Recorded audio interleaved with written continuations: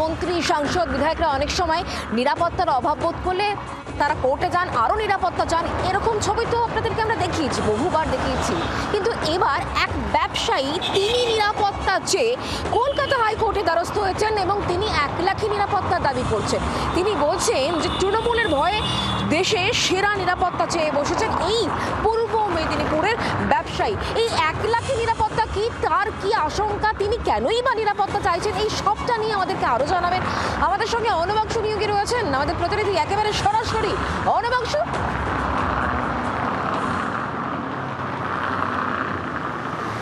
শুক্লা, দেখো, সেটা হচ্ছে রাজ্য সরকার হোক বা কেন্দ্রীয় সরকার, সব জায়গাতে আমরা দেখেছি যে তারা প্রোটেকশন চান বটে, কিন্তু হয়তো রাজ্যের পুলিশ অথবা কেন্দ্রীয় সরকারের পুলিশ, কিন্তু এই সংখ্যক তারা নিরাপত্তা রক্ষী হয়তো এই প্রথমবার কোনো ব্যক্তি চাইছেন। যিনি তমলুকের বাসিন্দা, তিনি ব্যবসায়ী, তার বক্তব্য তৃণমূলের আশ্রিত দুষ্কৃতীরা তারা তোলাবাজি করছে, হুমকি দিচ্ছে, পুলিশকে জানে তার কাজ হচ্ছে না।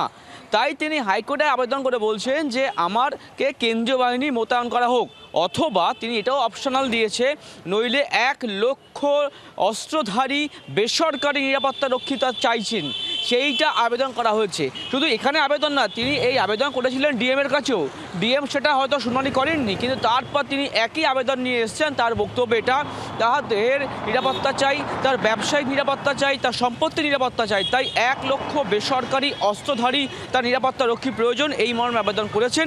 আগামী সপ্তাহে এই মামলার শুনানি হবে কলকাতা হাইকোর্টে।